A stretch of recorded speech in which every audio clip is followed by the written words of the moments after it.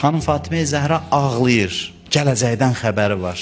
Naləsi ucalır ki, yatmış vicdanlar oyansın ki, baxın uçuruma gedirsiniz. Bütün bəlaların əsası indi qoyulur. Gələcəkdə hamı sizin bu işinizə görə əziyyət çəkəcək. O cəmaatı Fatimənin naləsi oyatmadısa, çox namərd insanlar idi.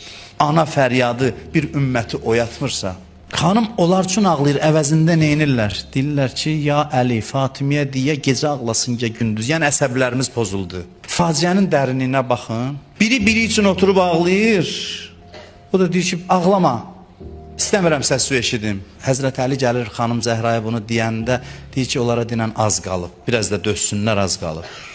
Mən də tərk eləyirəm, dünyanı tərk eləyib gedirəm. Ondan sonra gəlir yenə də dua eləyir. Onlar ona arxa çevirir. İmam Həsən deyir, yuxudan dururdum, gecə ibadət eləyir.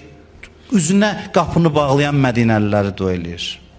Çağırışına səs verməyənləri dua eləyir. Deyirdim, ana heç özümüzü dua eləmirsən, deyirdi, əvvəl başqaları, sonra özümüz. Duada gərək başqalarını özündən qabağa salasan.